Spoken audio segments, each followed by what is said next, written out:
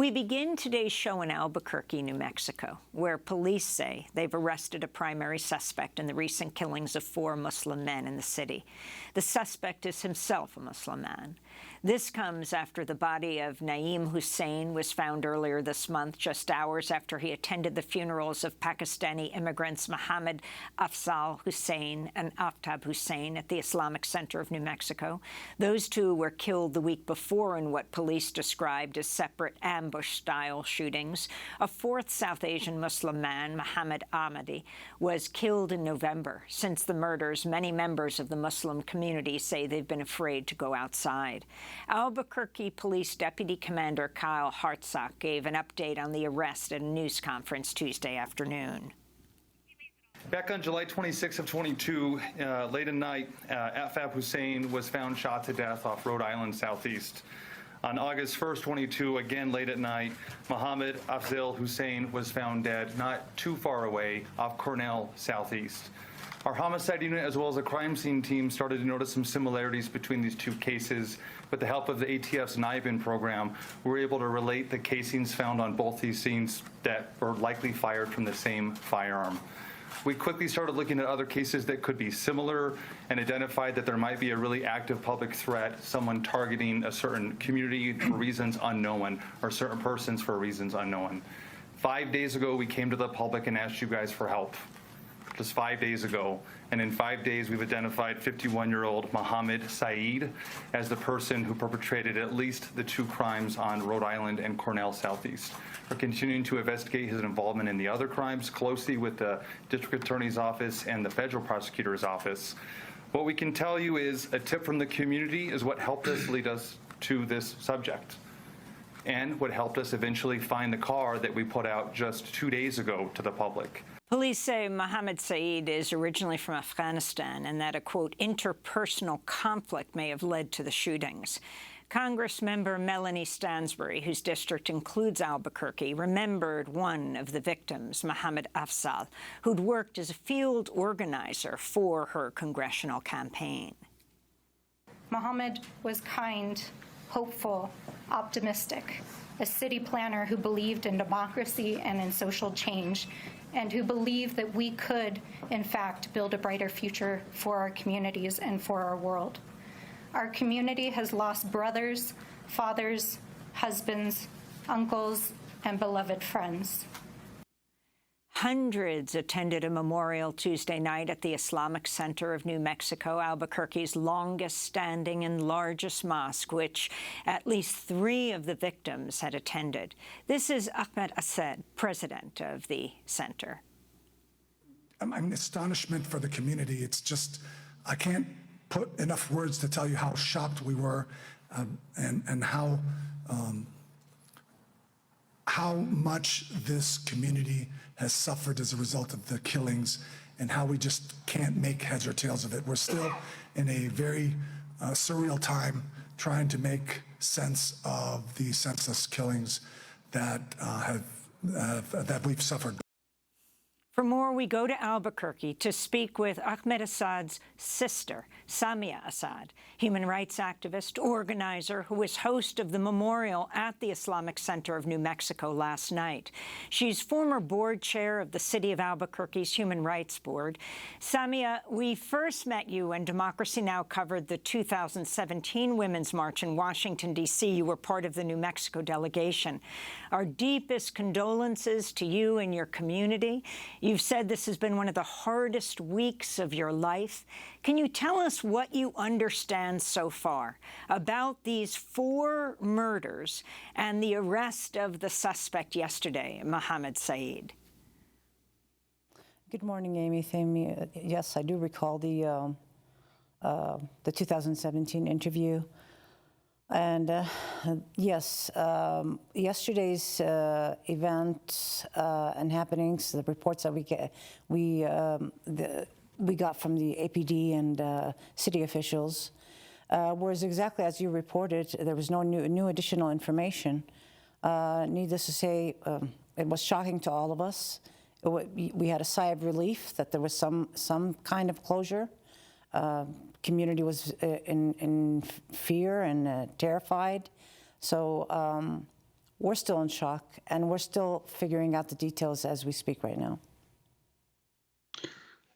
And Samia, I'd like to ask you, at the memorial last night, both the governor of New Mexico, Michelle Lujan Grisham, and the mayor of Albuquerque, Tim Keller, spoke.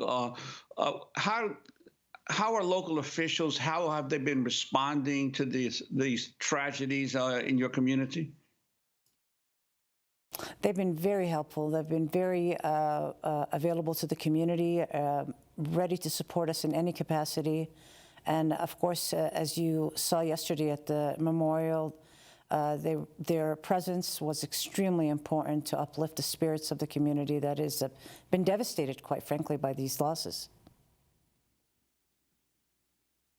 You knew the men.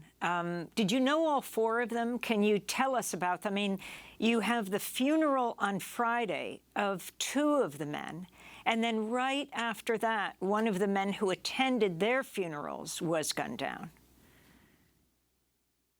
I knew the two of the victims, Muhammad Ahmadi, who was the store owner.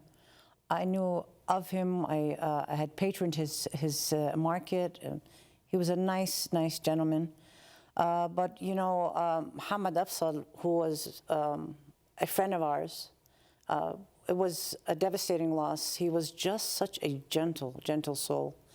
For me, as a community organizer, to have another Muslim man who was deeply in touch with the needs of the community and was ready and it was doing the good work in civic engagement and engaging his community. He believed in a brighter future, and he was taken way too soon. It's a tremendous loss for us. I was devastated, needless to say. I knew him throughout organizing. My son, who was a ASUNM senator at UNM, worked closely with him, as Mohammed was also president of the Graduate Student Association at UNM. So you can imagine the interactions that went on in the community. This was very personal. This was close and near to all of us. So yes, it rattled us. His loss was really hard on us, and it's a loss to the community. I wanted to turn to the Albuquerque Police Chief, Harold Medina, who vowed to increase the presence of police in the Muslim community. The Albuquerque Police Department will continue to be visible in the Muslim community in the days to come and throughout the weeks to ensure that they feel safe and that they have time to come back to a normal life. Are you concerned at all, now that they say they have the primary suspect, about the increased presence of police? It was also announced of FBI in the Muslim community of New Mexico. You know, surveillance in a post-September world for the Muslim community is always a concern, but in this case, it was needed, and I'm thankful Chief Medina has actually reassured the Muslim community by safeguarding the community, and we needed it. It was such, you know, we're such a small community, 3,000 to 4,000 Muslims within the city of Albuquerque. To have this sequence, a number of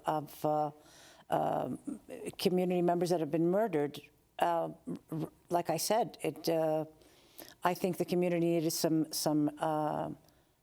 assistance from the city in really putting at ease many of the Muslim community. You know, as a result of what happened in the last week, which was a really heavy week.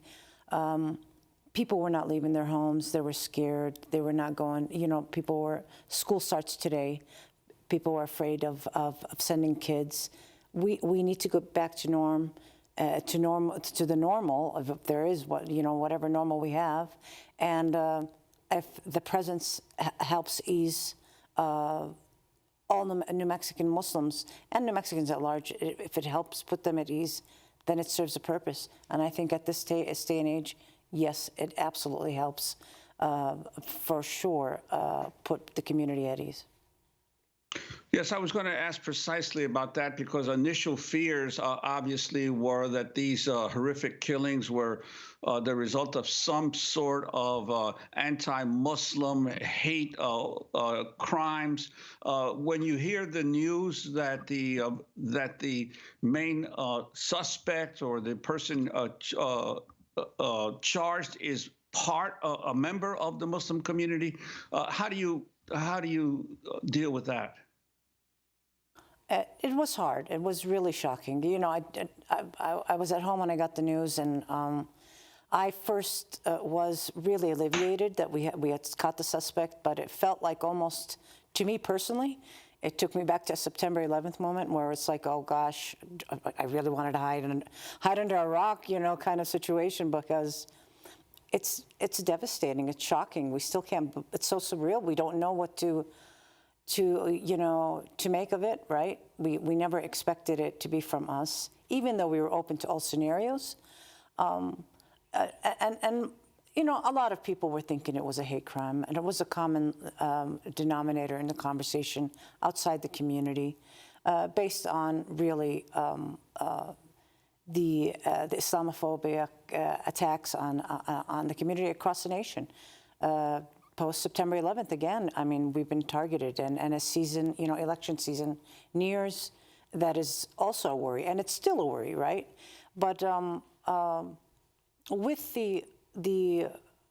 this perpetrator being Muslim, I just want to say it's not, you know, violence is not exclusive to the Muslim community. It can happen in any community, and it shouldn't be a judgment call on who we are and how we move forward. We'll address all of how we unify the community, and that's exactly where we are, and how we plan to move forward is really solidifying relationships, and part of that was just the beginning with the memorial yesterday, is to bring it back to the base. You know, the community here in Albuquerque, there is no difference. At the ICNM, all my life, it's always been a diverse group of ethnicities, a diverse group of religious sects. We never had that divide, and we don't intend to have that divide. And again, you know, as hard as it is, we're going to get through this. Samia Assed, again, all our condolences. Human rights activist, organizer in Albuquerque, member of the Islamic Center of New Mexico. Next up, the FBI recently raided properties in St. Louis, Missouri, and St. Petersburg, Florida, tied to the African People's Socialist Party, as the Justice Department indicts a Russian man who they accuse of using U.S.-based groups to spread Russian propaganda. We'll speak with the African People's Socialist Party founder, Omali Yeshitela, whose home was raided. We're going to St. Louis. Stay with us.